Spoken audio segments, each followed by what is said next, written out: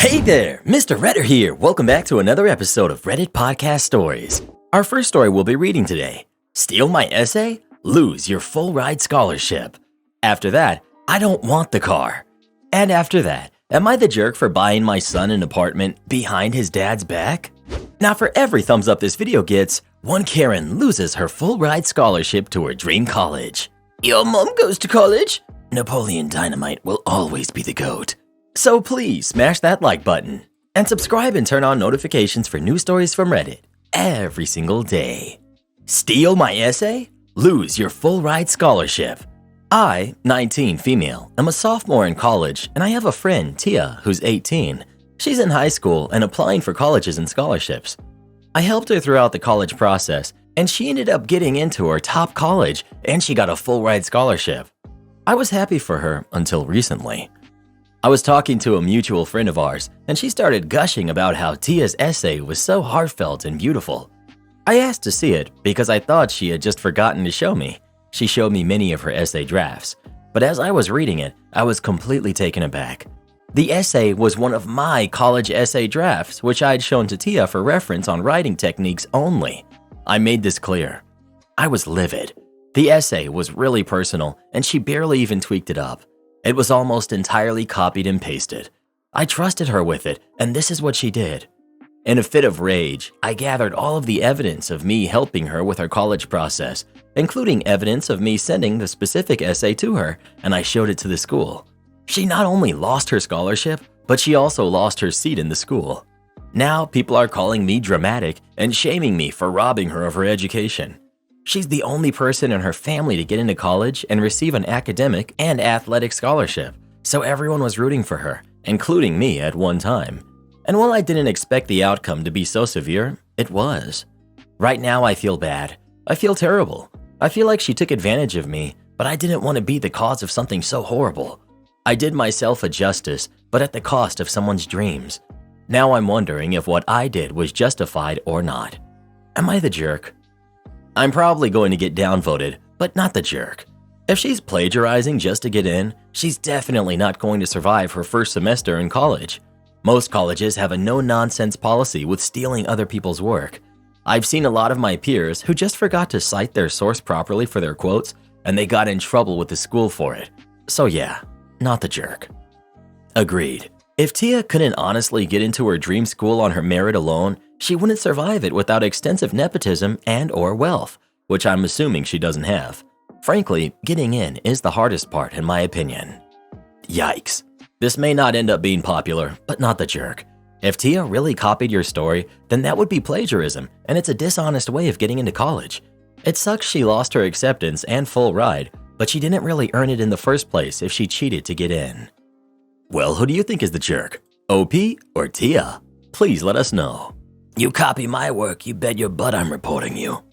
I don't want the car. First off, my dad was a great man. He was just dumb sometimes.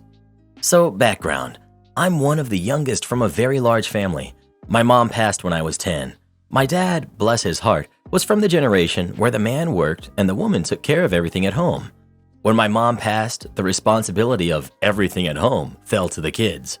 By the time I was 11, I was regularly cooking dinner for 8 to 10 people. I had a long list of chores. Truly, it was fine. I'm sure I pitied myself some because my friends didn't have these responsibilities, but I really had a great childhood, minus my mom passing. When I was 16, my dad got me a car. I paid for gas with babysitting money. My dad paid for insurance and maintenance. I had to get my little sister and myself to and from school. I had to do the grocery shopping.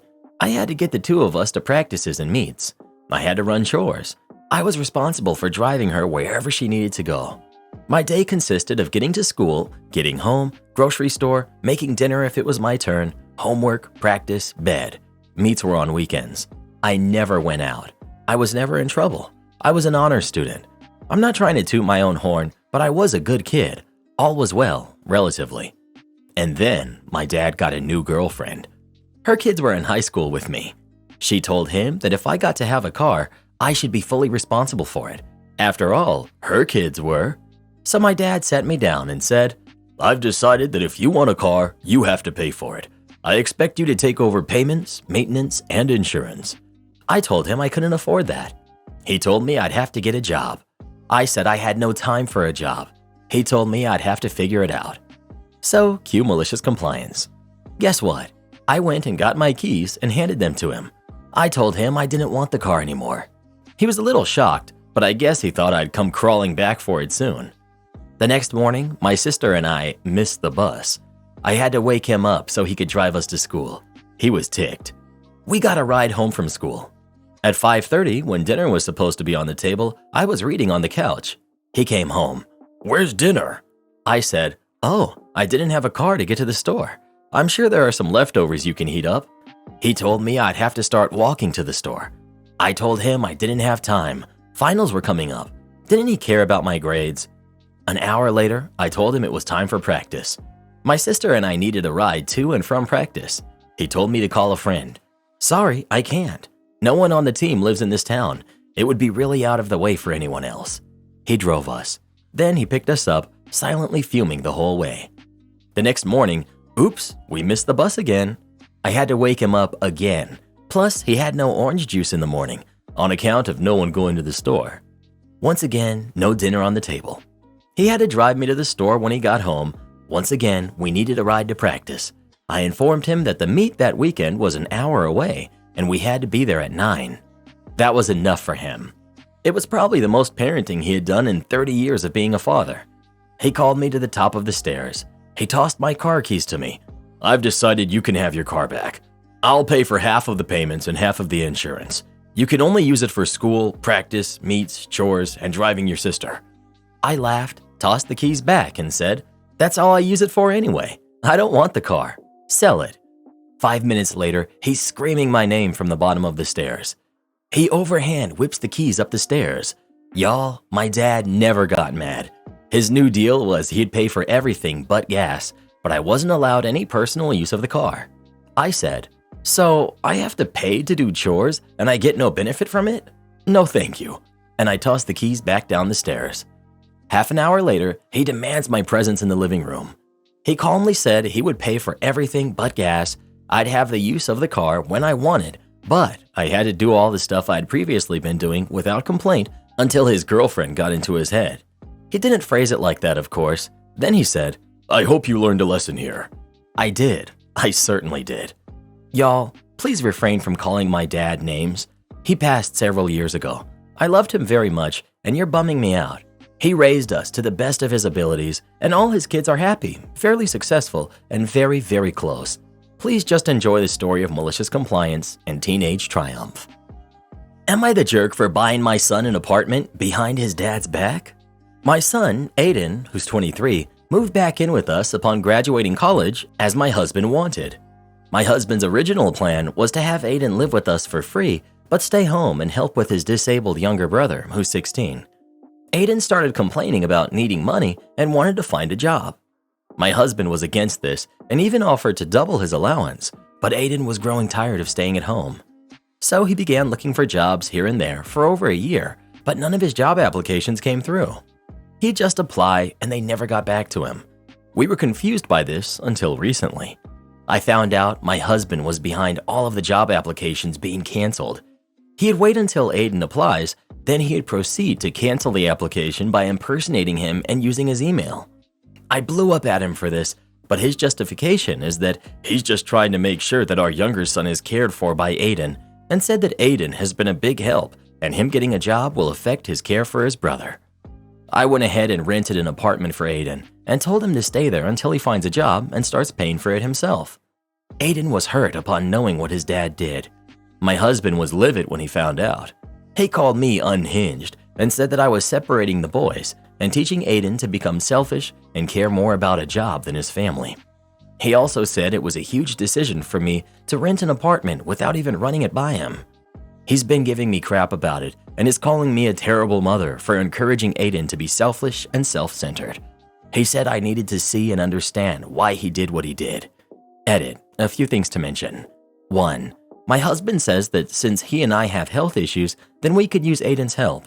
2. When I suggested outside help, my husband refused, saying he won't ask anything from anybody and that his son is his problem and nobody else's. 3. I used money from our joint account to pay for the rental apartment. My husband said it was wrong and that it was a major waste of money since we deal with medical bills consistently. Not the jerk. A 23-year-old cannot exist on allowance, and he's not a de facto caretaker. Your husband seems unhinged. You did the right thing for your son. Not the jerk. But what the heck? Your husband is deranged and you should leave him. Your older son has a degree, wants to work and be independent, and your husband is gaslighting him to try to keep him around to support his younger disabled brother? The emotional manipulation is strong with him, and I'd be concerned about what he's capable of. Not the jerk. Hopefully Aiden has changed his password and maybe even set up a second secret email for job applications in case Daddy Dearest manages to access the old one in some way. Just keep the cat.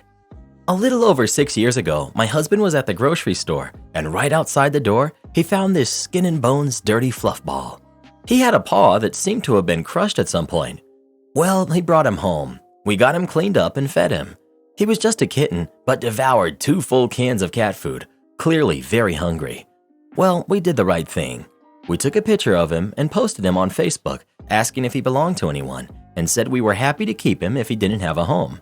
Someone claimed him, so we returned him. The next day, another person found him. She also posted. Same person claimed him. New person asked if she could pick him up because her husband was out with the car.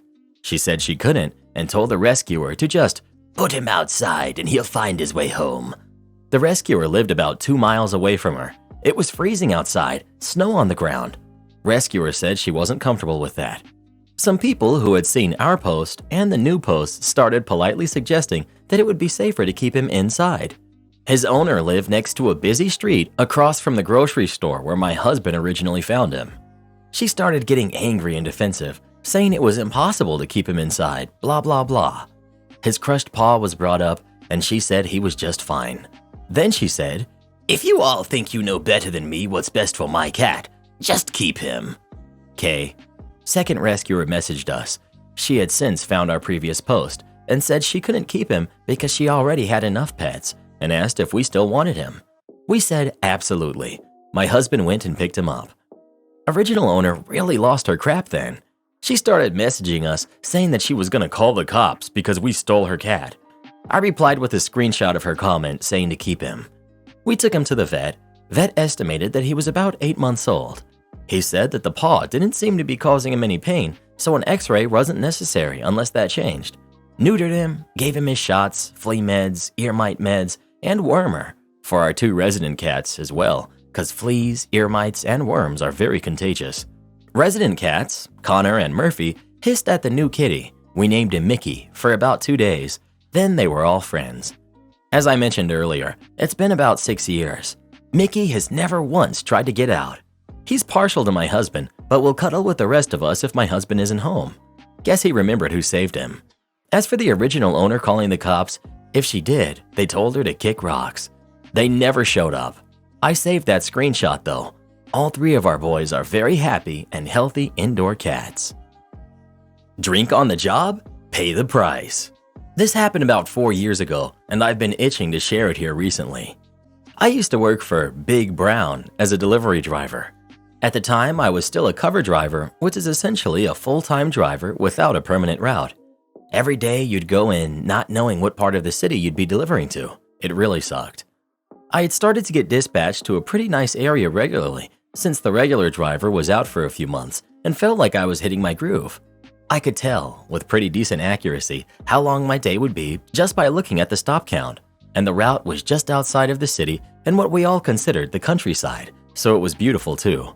I was really starting to enjoy it. Then in comes Sizzleburger. Not his actual name, but it sounds so similar to what we called him.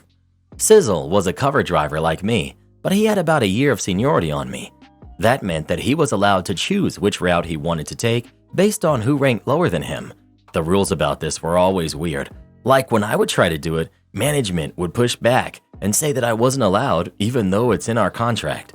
Sizzle was also very full of himself. He looked like a wannabe mob boss from The Sopranos, and whenever he was mad about his route, he'd file a grievance and come out and say, "This crap's gonna stop." We did not get along since he was, a complete jerk to everyone. The day finally comes when Sizzle decides he doesn't like that I'm running the cushy route and he's tired of the one right next to it, which was really not that bad.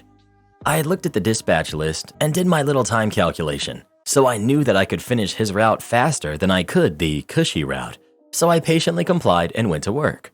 It's getting towards the end of the day. I had maybe 5 stops left when I get a call from my supervisor.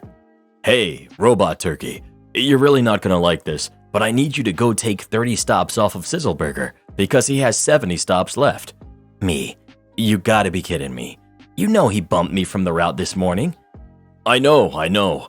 He's been on our last nerve with the grievances, so just go take the stops, and I promise you won't get bumped by him again. I knew he must have gone out on the route and at some point realized that he picked the worst route for the day based on stop count. But to have 70 stops left at around 7 o'clock meant he had been sitting on his butt for half the day. But again, I complied and went to meet up with Sizzle. I pull up to his truck and I open the door. Immediately, I'm hit with a smell like walking into a bar at 2 a.m. when all the beer is drying up on the floor. I look at him and he's obviously drunk, an alcoholic drunk, like he thinks he can hide it, but his eyes were so bloodshot it was just pathetic. I say nothing while he tries to play down the fact that I'm helping him on the route he bumped me from. I take my boxes and leave. If this was another job, I might not feel so passionate about this, but as a truck driver, I have zero tolerance for anyone getting behind the wheel intoxicated, especially driving the huge trucks that we did. After I left, I call my buddy, who is another driver with a lot of seniority, and ask what I should do. He says he'll call the supervisor and that I should finish the stops I had. About 10 minutes later, I get a call from the supervisor again. "Supervisor, hey, we know what's going on, and I just wanted to let you know Sizzleburger will no longer be working for us. We've been waiting for actual proof that he's been drinking on the job, and you just gave it to us, so good job. And we're sending 2 more guys to split up the route. In his own words, this crap's gonna stop. You should have called the cops and had them pull him over in the delivery truck.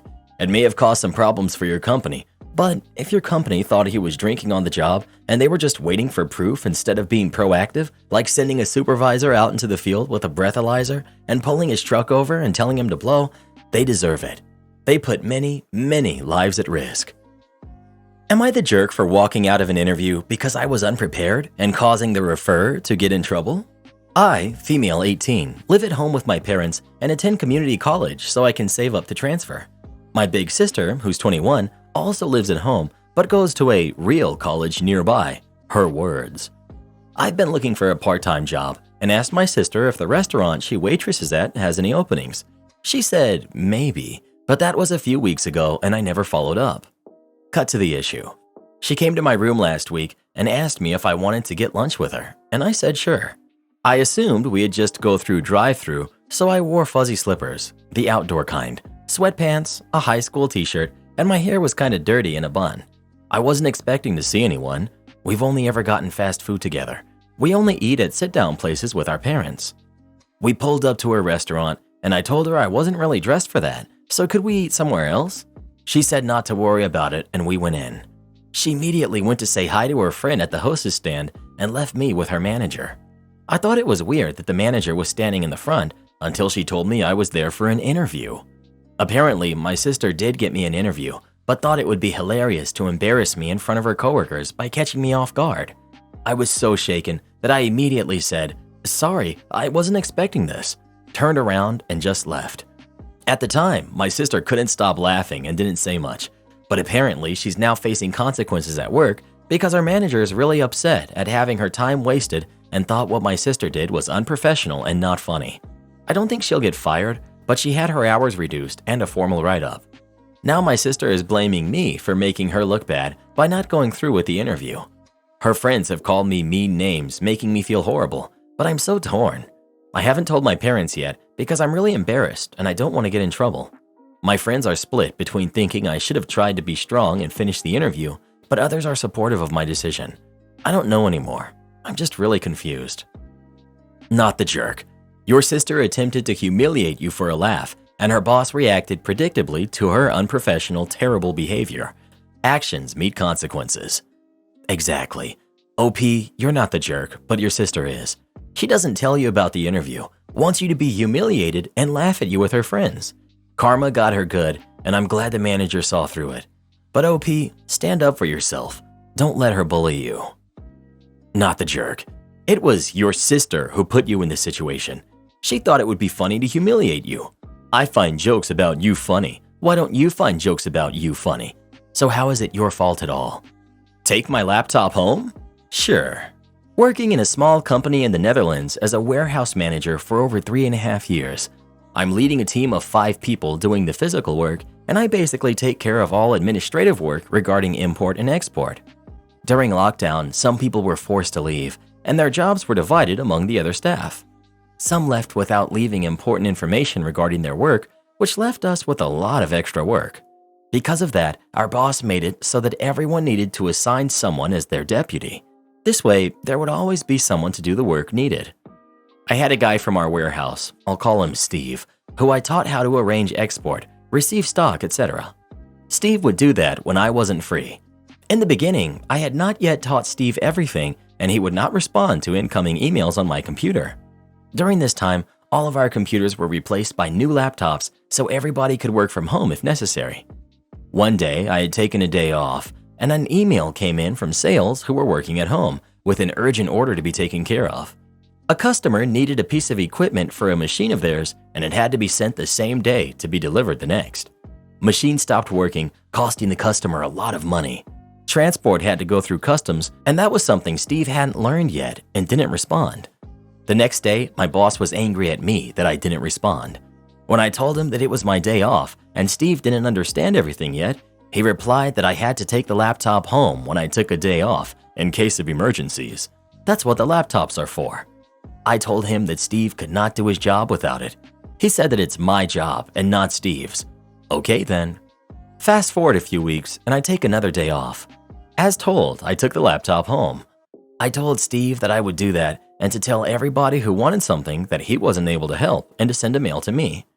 On this laptop are logins for websites to arrange transport, templates, SOPs, etc. I planned to go to the beach with friends and left the laptop in the car. My phone was exploding with calls in the morning because Steve did not have a computer. Other people didn't know where to find information needed to arrange transportation and more. I never responded to the calls because a day off is a day off.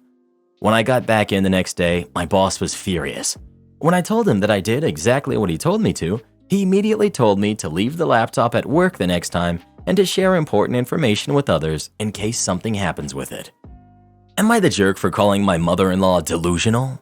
My sister has 2 sons who are 7 and 8. I have a daughter who's 8. My sister and her kids were over at my house and my mother-in-law was there with us as well. My daughter adores Barbie and so put on the Barbie princess and a pop star movie. My nephews were all like, "Ugh, I don't want to watch this," etc. But my daughter made them watch it anyway. Because they're kids, they stopped complaining and seemed to be pretty interested in the movie. When it ended, my daughter decided that they now have to play pretend based on the film. The boys started fighting about being the only main good guy, so my daughter decided that one would be the princess and the other the pop star. It then turned into a game of dress-up. She put a tiara on one of them and a star hair clip on the other. She even put some makeup on them. The boys kept being silly while my daughter looked very proud of her work. Me and my sister could not stop laughing. It was such a cute moment with our kids and they were all very happy. My mother-in-law wasn't feeling it. She had this upset look the whole time, and when the kids left to play in the garden, she came up to me and said that she felt a bit uncomfortable with how the kids were playing. My sister went, "How?" My mother-in-law replied, "Well, her daughter seems to be very aggressive and controlling over your boys." I asked how exactly my daughter was being aggressive and controlling, and she said that my daughter forced the boys to watch a Barbie movie, then forced them to be girl characters, then put makeup and girl accessories on them. I asked her how that was any different to my nephews making my daughter play superheroes or forcing her to watch Superman when she isn't a fan. My mother-in-law said that was different because there are girl superheroes, but no boy Barbies.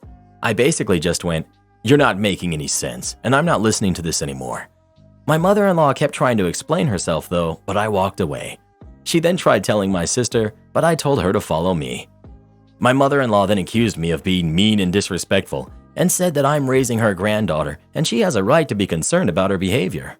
I told her that there is nothing to be concerned about and said you're being delusional. She left after, saying that she's very upset with me and my daughter. My sister-in-law called later and said that I owe her mother a massive apology. My husband said that he'll deal with it, but my sister feels a little bad and asked if maybe we should apologize. I don't know. Am I the jerk? Not the jerk. Tale as old as time. If a boy does it, it's fine. If a girl does it, it's bossy. Ugh, does she not realize we're in 2023 now?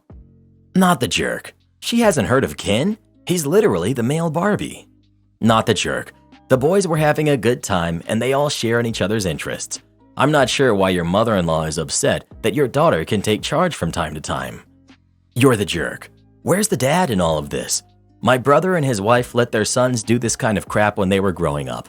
Unfortunately, one is no longer with us, and the other two are on all kinds of meds, in and out of rehab, and have never held down a job. I never let my sons do any of this stuff, and I taught them how to become men. They're both millionaires now, with beautiful families of their own. I know you youngsters despise tradition, which is a sad thing, but lack of tradition is why so many of y'all are sick in the head now.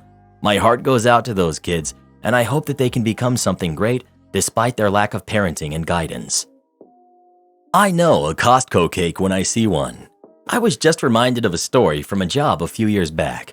I had just gotten a new job at a cafe and bar known for their chocolates, in particular their hot chocolate and a vegan chocolate cake that got rave reviews on Yelp.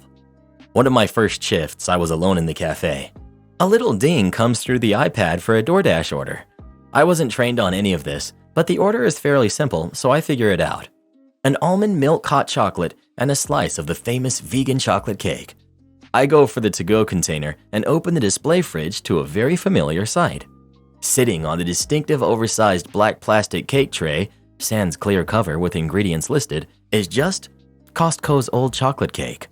The same chocolate cake my brother had for his birthday every year. It was a big, multi-layered cake with a particularly wavy frosting pattern and milk chocolate shavings all around the sides. I was raised on Costco food, so I would know it from anywhere. This cake was really good, but it was the furthest thing from being vegan. I couldn't, in good conscience, send that cake to a vegan customer, so I packed 2 vegan chocolate cupcakes delivered from a verifiable local vegan baker instead, and just hoped that they wouldn't leave too bad of a review. The next day I went to my boss and let her know that the Costco recipe wasn't vegan. I was so young. She insisted the cake was not from Costco. I asked her where she got it from and if she was sure that it was vegan. She said it was none of my business. That was all I needed to hear. I started looking for a new job and got one a few weeks later. In the ensuing weeks, I told every customer I served that the chocolate cake was mislabeled as vegan. If people ordered it online, I continued to pack 2 actual vegan cupcakes in its stead. A lot of customers I spoke to were really upset as they had eaten the cake in the past, not realizing it didn't fit their diets at all. It was a big reason for the cafe's high reviews on Yelp, as people would say it was some amazing secret recipe when it's really just eggs, milk, and a ton of butter. It really upset me that the owners were taking advantage of people with fewer food options and just straight lying to them to build a reputation in the community. Not too long after I moved on, the cafe closed down for good, and the space transitioned to a juice bar, which is of course fully vegan.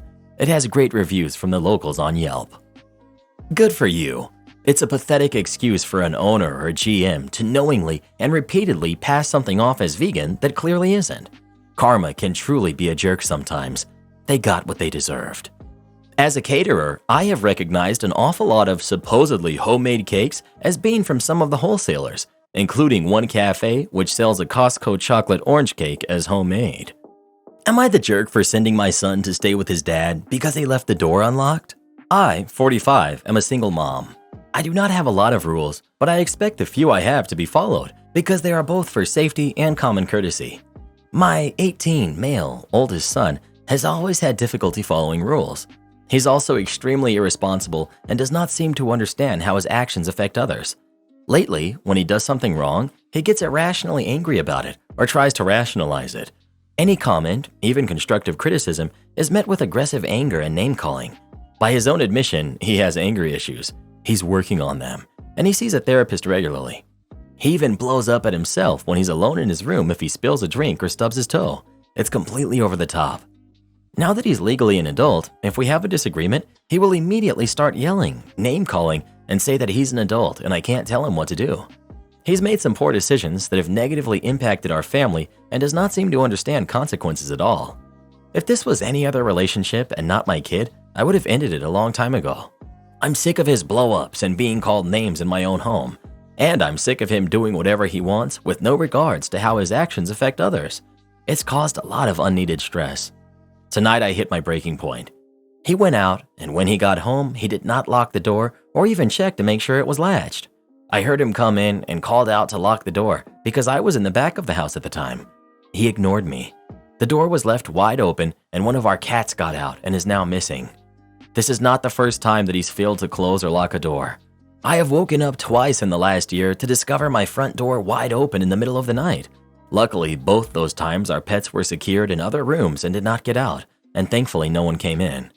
Due to his anger issues and the fact that he can't be trusted to do basic but important things like close a door, I no longer feel safe with him here.